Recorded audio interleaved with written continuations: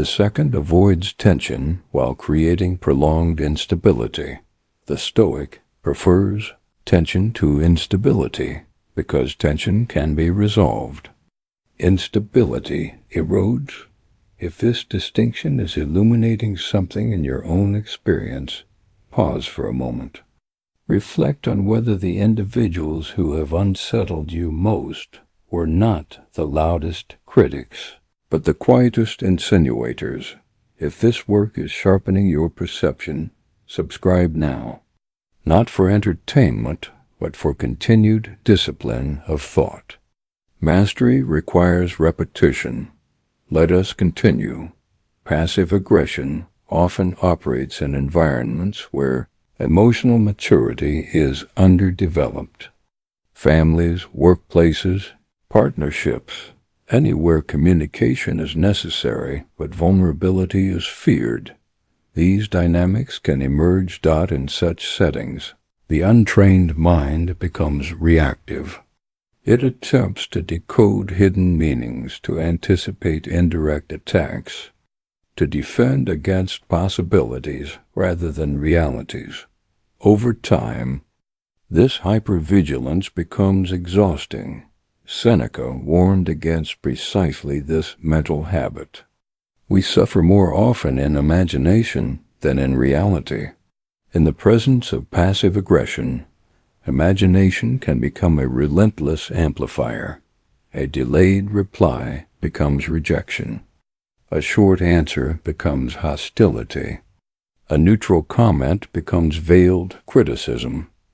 The Stoic disciplines this amplification.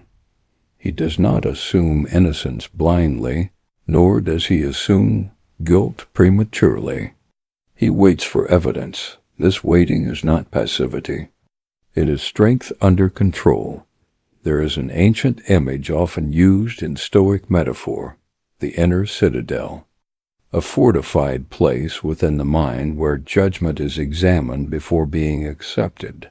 When subtle hostility appears, the Stoic retreats briefly into this citadel. He asks, what has actually occurred? What am I adding to it? Is my reaction proportionate to fact or to assumption?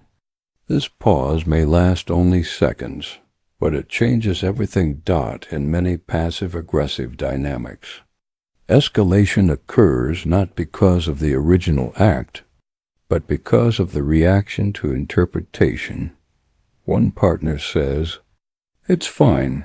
The other hears, "You disappointed me." The first insists nothing is wrong. The second insists something is wrong.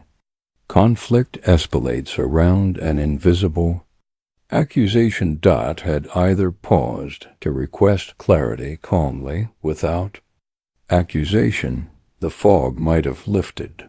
The Stoic therefore practices what we might call disciplined inquiry.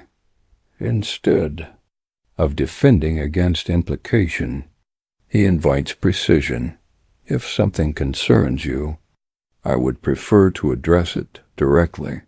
Notice the tone, not aggressive, not pleading, not sarcastic, simply firm. This firmness is not theatrical. It is rooted in self-respect.